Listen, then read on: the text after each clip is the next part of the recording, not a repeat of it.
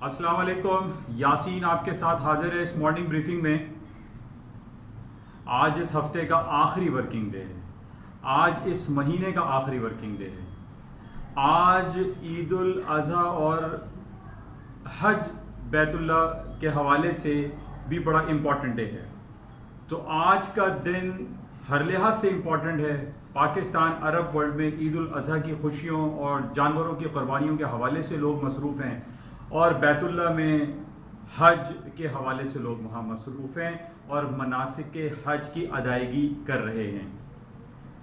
तो आज का दिन मुख्तलिफ हालात व वाक़यात के हिसाब से अपनी अहमियत का हामिल है। और मार्केट के हवाले से अगर हम बात करते हैं तो जैसा कि हमेशा मैं आपसे ये जिक्र करता रहता हूँ कि जो जुमे की क्लोजिंग होती है या वीकली क्लोजिंग या मंथली क्लोजिंग होती है उसकी टेक्निकल ग्राउंड पे बहुत ज़्यादा अहमियत होती है।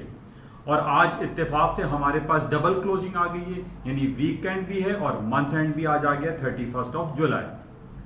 तो बहरहाल रात में हम इसको चेक करेंगे कि क्या सूरत हाल रहती है।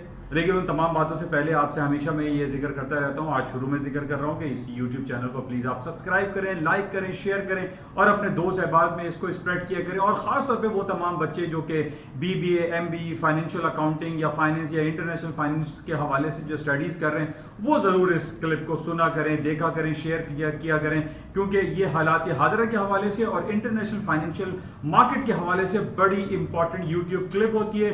और आई क्लेम कि कहीं भी मेरे ख्याल में उर्दू जबान में ये ऐसी क्लिप आपको कहीं भी नहीं मिलेगी। तो बहरहाल इस क्लिप से आपको कहीं ना कहीं कुछ ना कुछ फायदा इस्तेफादा जरूर हासिल होता होगा, चाहे वो गोल्ड की मार्केट हो या करेंसी मार्केट हो या अमेरिका की स्टॉक हो या इवन लोकल स्टॉक्स के हवाले से जो भी चीदा बातें होती हैं वो आपसे जिक्र कर ली जाती हैं।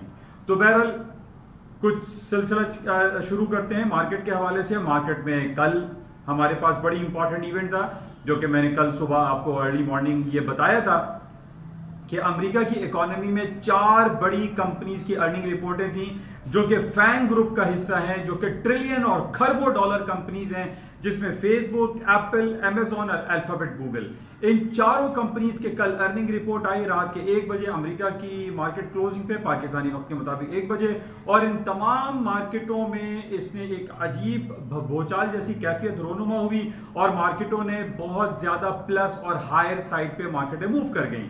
जैसा कि मैं आपको कब से बहुत अरसे से ये बात बयान करता चला आ रहा हूं कि पिछले 6 महीने से जब से ये कोरोना वायरस पैंडेमिक का ड्रामा पूरी दुनिया में सर चढ़कर बोल रहा है, उसमें सबसे ज्यादा अगर किसी कंपनीज को फायदा हुआ है तो वो 2 सेक्टर्स हैं। एक telecommunication companies, mobile companies, computer chips, computer से रिलेटेड कंपनीज, टेलीकम्युनिकेशन, और दूसरा साइड दवा साज कंपनीज, फार्मास्यूटिकल कंपनीज।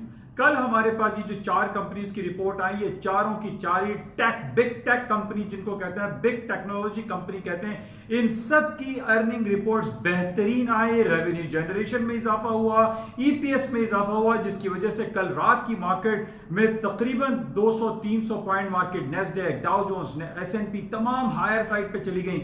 और मैं आप तमाम लोगों को बारहा इस बात का जिक्र करता रहता हूं, मशवरा देता रहता हूं, आप लोगों के साथ शेयर करता रहता हूं कि प्लीज अगर आप लोग इस financial market, highly risky market में काम करते हैं तो आपको दाएं बाएं का पता होना चाहिए और आपको मालूम होना चाहिए कि मार्केट में कौन सी न्यूज आने वाली है, मार्केट में क्या कुछ हो रहा है, ट्रंप साहब क्या बयान देने वाले हैं, FOMC की मीटिंग में क्या कुछ होने वाला है, कौन सी बड़ी कंपनीज है जो कि मार्केट मूवर्स कहलाती हैं और वो पूरी दुनिया की स्टॉक मार्केट को हिला के रख देती है, भूचाल जैसी कैफियत आ जाती है। और कल यही हुआ कि ये 4 कंपनीज थी और इनके रिजल्ट्स बेहतरीन आए। वजह क्या थी? कोरोना वायरस पैंडेमिक की वजह से लोग घरों में बैठे हुए थे। जैसे पिछले दिनों हमारे पास रिपोर्ट आई थी कि नेटफ्लिक्स, जिसको आज से 6 महीने पहले नेटफ्लिक्स को बहुत कम लोग जानते होंगे, लेकिन आज बच्चा बच्चा नेटफ्लिक्स को जानता है, क्योंकि घर में पिछले 6 महीने से लोगों ने अपने घरों को, कमरों को, ड्राइंग रूम को, बेडरूम को उन्होंने एक होम थिएटर बना रखा था जिसमें वो तमाम मूवीज देख रहे हैं, अपने ड्रामे देख रहे हैं, मूवीज देख रहे हैं, स्टेज प्ले देख रहे हैं, ओल्ड प्रोग्राम देख रहे हैं, जिसकी वजह से सब्सक्रिप्शन में लातादाद इजाफा हुआ और नेटफ्लिक्स की कीमतों में और उसके शेयर में, उसकी मार्केट कैपिटलाइजेशन में बेइंतहा इजाफा हुआ। और यही वजह है कि कल जो हमारे पास रिपोर्ट्स आई इन 4 बड़ी कंपनीज की, ये आउट ऑफ एक्सपेक्टेशन सब बेहतरीन आई, जिसकी वजह से स्टॉक मार्केटों में एक जबरदस्त पोटेंशियलिटी का इंजेक्शन लगा। और इस वक्त भी हमारे पास जो खबरें हैं, जो बातें हैं, जो रेट्स हैं, जो मार्केट मूविंग है, वो तमाम की तमाम ग्रीन टेरिटरी में अपसाइड पर है, प्लस नोट में दिखाई दे रहे हैं। न सिर्फ यूएस के फ्यूचर्स मार्केट बल्कि चाइना के तमाम स्टॉक्स को आप उठा के देख लिए, शंघाई एक्सचेंज, सीएसआई एक्सचेंज, ये तमाम के तमाम पॉजिटिव हैं, प्लस में है, कहीं कहीं नेगेटिविटी नहीं है। और मैं बहुत अरसे से आप लोगों को यही बातें बताता चला आ रहा हूं कि स्टॉक मार्केट में बाय से चांस लें, गोल्ड सिल्वर में बाय से चांस लें, इवन ऑयल की मार्केट में मैं आपसे ये कह रहा हूं कि इसमें बाइंग चांस लें। और अब इवन कि करेंसी मार्केट में भी जिस तरीके से यूरो और स्टर्लिंग में तेजी आ रही है, इसको भी आप बाय करें, बाय चांस लें। डॉलर की कीमतों के, डॉलर की डिबेसमेंट में कमी वाकई हो रही है, उसकी कदर कीमत गिरती चली जा रही है। और उसके गिरने की वजह यह है कि करेंसी पे लातादाद जो है वो एक चीप मनी छाप दी गई है और बिलियंस और ट्रिलियंस ऑफ डॉलर के मुआशी पैकेजेस दिए जा रहे हैं। और आज और कल में $1 ट्रिलियन का एक नया पैकेज अनाउंस कर दिया जाएगा, क्योंकि आज 31 तारीख है, आज 31 जुलाई है, 31 जुलाई डेडलाइन है, अमेरिका की डेडलाइन है कि वो $3.5 ट्रिलियन जो इकोनॉमिक कोरोना वायरस बेसिस की वजह से जो आम लोगों को $500, $1000, $2000 लोगों के अकाउंट में क्रेडिट किए गए थे, उसकी आज लास्ट डेट है, ये खत्म हो जाएगा। अब लोगों को दोबारा पैसे देने के लिए इनको दोबारा से स्टिमुलस पैकेजेस कांग्रेस को पास करना पड़ेगा। आज इसकी लास्ट डेट है। आज हो सकता है कि अमेरिका इस लॉ को पास कर दे और क्या होगा, अमेरिका की स्टॉक मार्केटें आज नए हाईस को छूना शुरू कर देंगी। और आज जिस तरीके से हमें यह मालूम है कि पिछले हफ्ते 10-15 दिन पहले नेस्डैक ने तारीख की नई बुलंदियों को छुआ था, 11,058 का हाई किया था। आज बहुत ज्यादा कवी इम्कानात हैं कि अमेरिका का नेस्डैक इस लेवल को भी तोड़ दे। उसकी वजह मैं जैसे आपको बयान करता चला आ रहा हूं कि नेस्डैक के अंदर 65% वो कंपनीज हैं जिसमें फेसबुक है और जितनी भी बिग टेक कंपनीज हैं जिनकी कल अर्निंग रिपोर्ट्स आई, वो कंपनीज हैं, प्लस 35% फार्मास्यूटिकल कंपनीज हैं, जो दवा साज कंपनीज हैं जिसमें जीलेट है और बहुत सारी जो आपकी फार्मास्यूटिकल कंपनीज हैं, मोडर्ना है। ये तमाम कंपनीज जो है वो नेस्डैक में लाई करते हैं। और आपको पता है कि इस कोरोना वायरस में सबसे ज्यादा जो चीज बिकी है वो ये दो सेक्टर ही बिके, एक बिग टेक और आपका फार्मास्यूटिकल कंपनी। तो आज बड़ी कवी इम्कानात हैं कि ये लेवल्स भी टूट जाएं और मार्केटें हायर साइड पे चले जाएं। वजह आज टेक्निकल ग्राउंड पे भी बड़ी इंपॉर्टेंस हो जाएगी क्योंकि वीकली और मंथली क्लोजिंग है। तो बहरहाल इन तमाम को हमें मलूज़े खातिर रखना पड़ता है।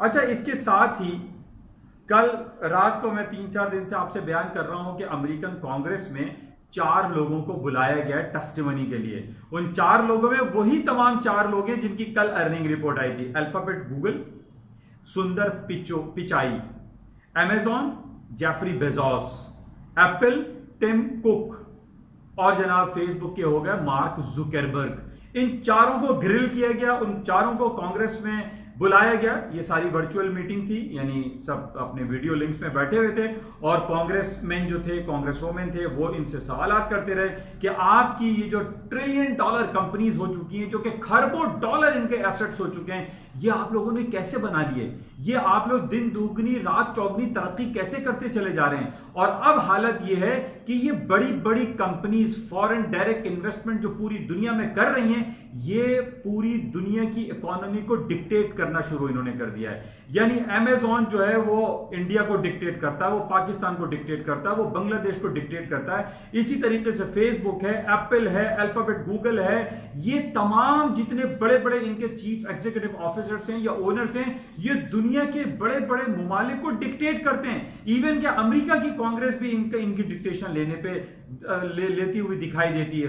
और बहुत सारी कंपनीज ऐसी हैं कि जो कि इनके डिक्टेशन को लेती हैं। यानी मैंने कुछ अर्से पहले भी आप लोगों को ये बताया था, ये बड़ी बड़ी जायंट कंपनीज, इतनी बड़ी कंपनीज हो गई हैं कि ये छोटे मुमालिक जो अफ्रीकन कंट्रीज हैं या आपके एशिया के बहुत सारे मुमालिक हैं, ये कंपनीज उन मुल्कों को खरीदने की ताकत रखती हैं कि उन मुल्कों के जो वजीर आजम हैं, उनके जो सदूर हैं, उनको ये डिक्टेट करते हैं। उनकी डिक्टेशन के बाद डिफरेंट एस्टैब्लिशमेंट, उनके दफातर खोले जाते हैं। यानी 1.65, 1.50, 1.53 ट्रिलियंस ऑफ डॉलर की ये मार्केट कैपिटलाइजेशन है इन कंपनीज की, यानी ये वो जिन्नात वाली कंपनीज हो चुकी हैं जो कि जिसको हम ये कहते हैं पुराने के जनाब टू बिग टू फेल, कि ये फेल भी नहीं हो सकती, फेलियर में भी जाएंगे तो सालों लग जाएंगे। तो ये दीज कंपनीज जो है वो इतनी बड़ी जाइंट जिन्नात वाली कंपनीज हो चुकी हैं कि इनको खत्म भी नहीं किया जा सकता। तो बहरहाल ये अरबों खरबों डॉलरों वाली कंपनी जिससे अब बहुत सारे ममालिक डरते भी हैं, बहुत सारे ममालिक की हुकूमतें डरती हैं कि जनाब अगर इन्होंने हमारे मुल्क से अपनी इन्वेस्टमेंट को विड्रॉ कर लिया तो हमारी इकोनॉमी कोलैप्स कर जाएगी। तो बहुत सारे बात हैं जो कि कल कांग्रेस में इनको ग्रिल किया गया और इनको एंटी ट्रस्ट कमेटी के सामने बैठाया गया और इनसे पूछा गया कि आप लोगों के ऊपर जो मोनोपोलिस्ट होने का एक दाग लगा हुआ है, एक धब्बा लगा हुआ है, ये इल्जाम है, आप लोग इसको किस तरह जस्टिफाई करेंगे। तो बहरहाल बहुत सारी बातें हुई। इन 4 लोगों में मैं रिपीट करता हूं, Amazon, alphabet, Google, Apple and Facebook, और अगर 5वें नंबर पर आप माइक्रोसॉफ्ट के बिल गेट्स को मिला लें तो और ज्यादा बेहतर होगा, क्योंकि ये 5-6 कंपनीज ऐसी हैं जो कि बहुत बड़ी कंपनीज हो चुकी हैं और पूरी दुनिया की मार्केटों को ये हिला के रख देते हैं। तो बहरहाल इनके ऊपर मोनोपोलिस्ट होने का एक इल्जाम लगा हुआ है, ये इसको जस्टिफाई करने की कोशिशें कर रहे हैं और इन्हीं की कल की रिपोर्टें थी और मार्केट में बड़ी जबरदस्त रिपोर्टें आई हैं इनकी। अच्छा, बहरहाल आज जो सूरत हाल है मार्केट की वो तमाम ऊपर की तरफ है। गोल्ड की कीमतें हाई पे हाई बनाती चली जा रही हैं। कल अगस्त कॉन्ट्रैक्ट गोल्ड के एक्सपायरी थी शिकागो मर्केंटाइल एक्सचेंज में, अब दिसंबर कॉन्ट्रैक्ट गोल्ड का स्टार्ट हो गया है और आज सुबह सुबह की ये रिपोर्ट है कि दिसंबर गोल्ड वादे ने 2000 के नफसियाती हदूद को तोड़ दिया है और आज इसने हाई कर दिया है $2005 पर आउंस के हिसाब से। तो अब मैं तो आपको पता नहीं कब से कहता चला आ रहा हूं कि गोल्ड की कीमतों में तेजी है। तमाम सराउंडिंग्स में मैंने आपको बता दी कि क्या वजूहात हैं कि अमेरिका में ये या पूरी दुनिया में जो गोल्ड की कदर कीमत में उसमें इजाफा होता चला जा रहा है। ये मेरी आप तमाम पुरानी क्लिप्स उठा के देखें, आपको समझ आ जाएगा कि गोल्ड की कीमतों में इजाफा क्यों हो रहा है।